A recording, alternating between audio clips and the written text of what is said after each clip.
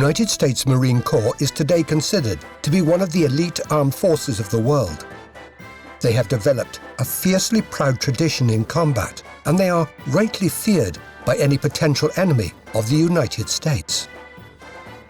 About them, American General William Thornton said, "There are only two kinds of people that understand Marines: Marines and the enemy.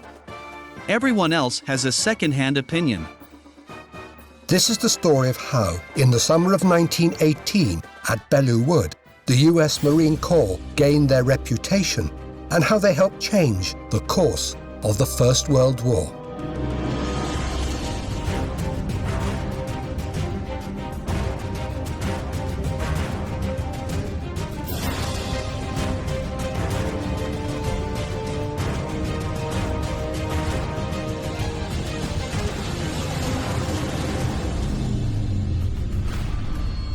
By early 1918, the front line on the Western Front had moved little over the previous couple of years. There had, though, been some changes to Allied deployments after France's colossal losses at the battles of Verdun and the Somme. The British now became responsible for a bigger section of the front line, with the British Fifth Army moving south of the River Somme to take over that sector from the French. It was here on the 21st of March 1918 that the Germans decided to commence an all-out attack that would be known as the Spring Offensive. With an additional 50 divisions available now from the Russian front, the Germans were keen to strike quickly before the Americans could build up their forces, which were now arriving in Europe. Using stormtroopers, by the 4th of April 1918, the German offensive had pushed the British Fifth Army back 30 miles. However, the German advance faltered as their infantry became tired and their artillery and supplies failed to keep up. Despite gaining all this territory, a considerable amount given the nature of warfare at the time, British and Australian troops managed to hold all vital objectives within the sector while inflicting 250,000 casualties upon the Germans, mainly amongst their best assault troops. What had initially appeared to have been a triumph for the Germans was soon looking like a Pyrrhic victory.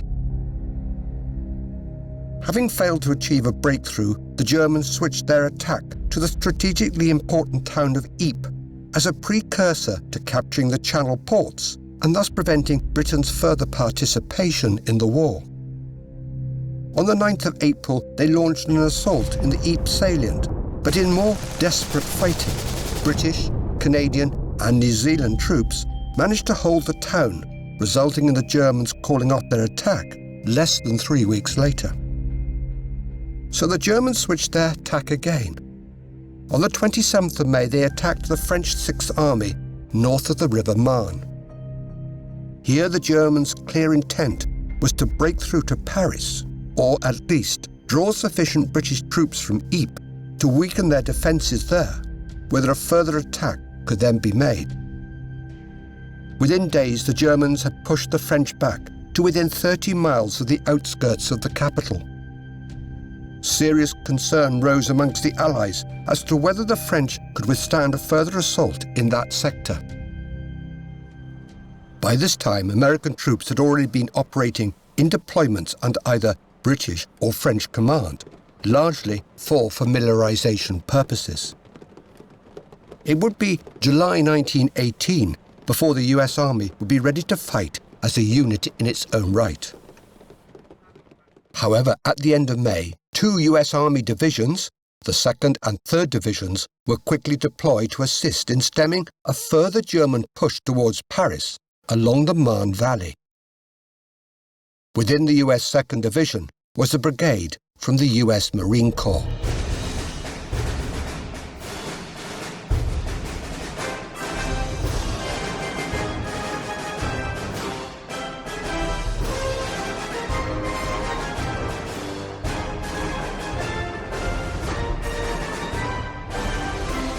The origins of the US Marine Corps go back to November 1775, a year before American independence.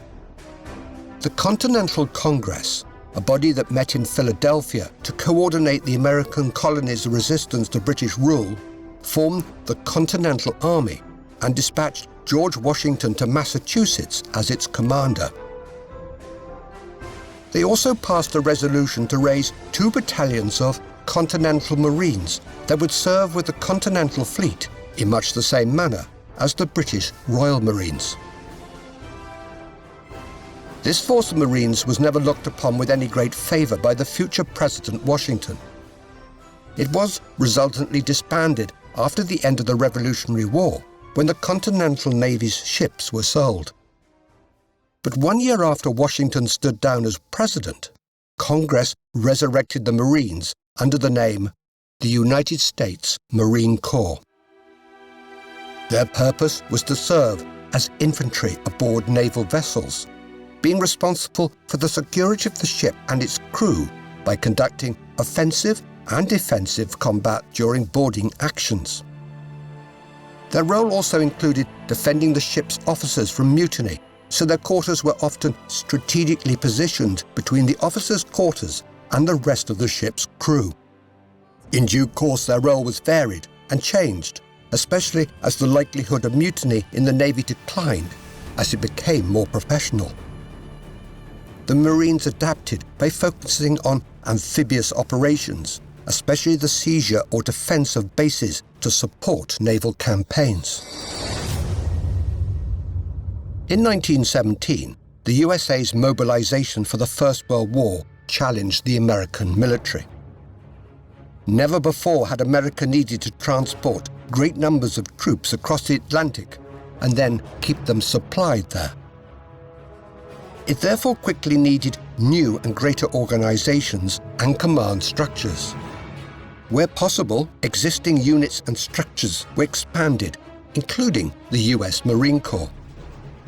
With their ability to fight on both land and sea, they had already garnered more combat experience than most other parts of the US military. But in April 1917, the US Marine Corps only numbered 14,000 officers and men, of which around 2,500 were serving on naval ships. Within 12 months, their number would be increased to 75,000 Marines, including reservists.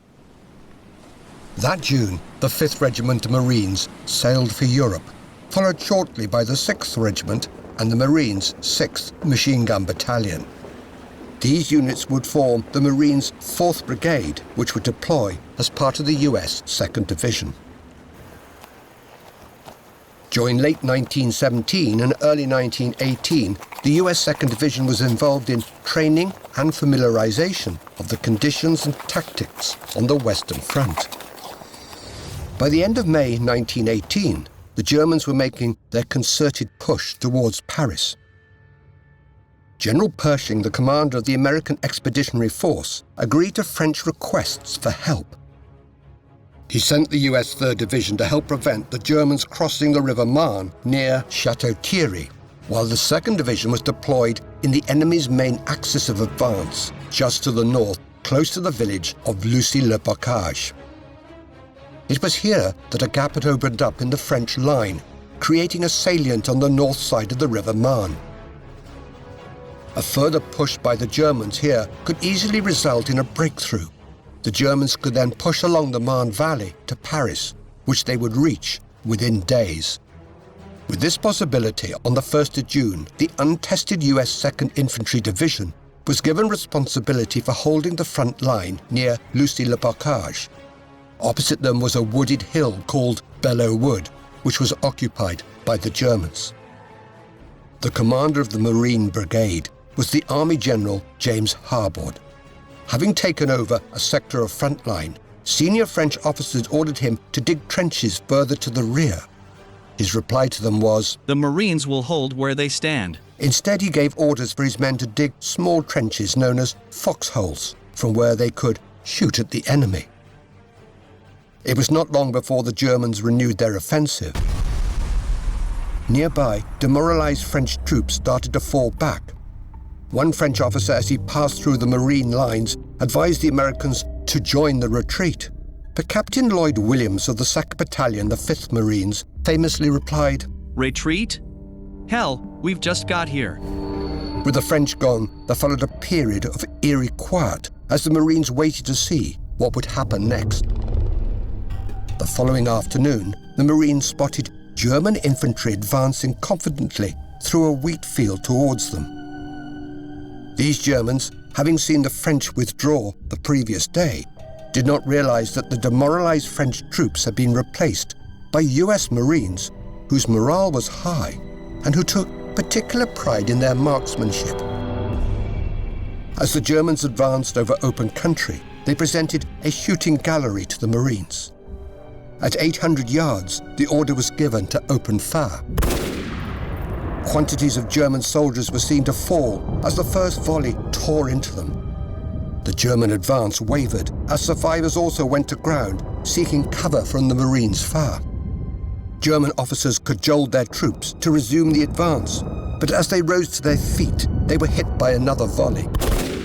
Stunned, the survivors retreated into the woods to take up defensive positions and plan their next move. With this turn of events, General Omar Bundy, the commander of the US 2nd Division, was ordered to move onto the offensive. The Allied plan was for the French 167th Division to attack to the left of the American line, while the Marines attacked a ridge called Hill 142 to prevent enemy flanking fire against the French. That would leave Belleau Wood open to capture by the US 2nd Division. However, the Marines had overlooked the need to carry out any reconnaissance of the wood and so were unaware of a regiment of dug-in German infantry with a network of machine gun nests and artillery. At dawn the next morning, the 1st Battalion of the 5th Marines attacked Hill 142 across the open wheat fields. It was now their turn to be mown down, this time by German machine guns and artillery fire, resulting in high casualties. Despite this, by the afternoon, the Marines had captured Hill 142, but at a cost of 9 officers and 325 men. Collectively, the Marines now advanced towards Belleau Wood, and by evening had reached its outskirts. Here they were engaged by snipers and more heavy machine gun fire as they tried to cross the barbed wire at the edge of the wood. The irresistible force of the Marines against the unmovable Germans led to desperate close-quarter, hand-to-hand fighting. By the end of that day, the casualties sustained in the 2 attacks were the highest in Marine Corps history. 31 officers and 1,056 men of the Marine Brigade had been killed or wounded. However, the Marines had managed to secure a foothold in Belleau Wood. But this was just the start. Given the nature of Belleau Wood, dense forests devastated by artillery bombardment with limited lines of sight, webs of trenches and gas attacks, the battle was largely fought by small units of Marines who relied upon intuition and personal initiative to clear German defences. Close quarter and hand-to-hand combat continued as, inch by inch, the Marines sought to take control of Belleau Wood. Often without food and water, and to the point of total exhaustion, the Marines kept fighting against an enemy that remained well supplied with food, water, and fresh troops brought in from the rear to reinforce their positions. But after 3 weeks, the Marines had cleared the Germans from Belleau Wood. Over those 3 weeks, the Marines, who the Germans now called the Devil Dogs, lost a further 1,000 dead and 8,000 injured in one of the bloodiest battles in their history. It was quite different to anything that they had previously experienced, including battles against the Barbary pirates or guerrillas in the Philippines or the Caribbean. There were some outstanding feats of bravery. During a German counterattack, Gunnery Sergeant Ernest Janssen, who was serving under the name Charles Hoffmann, repelled 12 German soldiers, killing 2 of them with his bayonet before the others fled. For this action, he became the first Marine to receive the Medal of Honor during the First World War. Another recipient of a Congressional Medal of Honor was Gunnery Sergeant Stockham, who gave his gas mask to a wounded Marine during a German gas attack. Stockham died a few days later from the effects of gas. Amongst one of the most famous Marines in their history is Sergeant Major Dan Daly. He was one of the non-commissioned officers leading the Marines at Belleau Wood, and he had already won 2 Congressional Medals of Honor. One for helping defend the American consulate in Beijing during the Boxer Rebellion in 1900, and another in Haiti in 1915. He was now awarded the Navy Cross for his actions. At Belleau Wood, the US Marine Corps had gone up against the famed German stormtroopers and had won. Not only had they beaten the most professional fighting men in the best divisions of the German army, but they'd also played a major part in stemming the German spring offensive of 1918. German casualties in those 3 offensives were excessive. By the end of June 1918, their troops were exhausted and their morale was deflated. Their chance of victory had gone, and with increasing numbers of fresh American troops arriving in Europe, the Allies were themselves able to go on the offensive. 4 months later, the Germans would seek an armistice and the war would be over. Belleau Wood was effectively the birthplace of the modern US Marine Corps.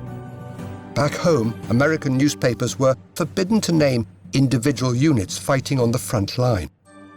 However, the story of Belleau Wood, written by a Chicago journalist who was embedded with the Marines, slipped past the censors. Newspaper headlines across the land soon sang the praises of the US Marine Corps. The Battle of Belleau Wood remains a symbol of the US Marine Corps' grit, courage, and determination in the face of adversity, and serves as an enduring testament to their valiant contribution during the First World War.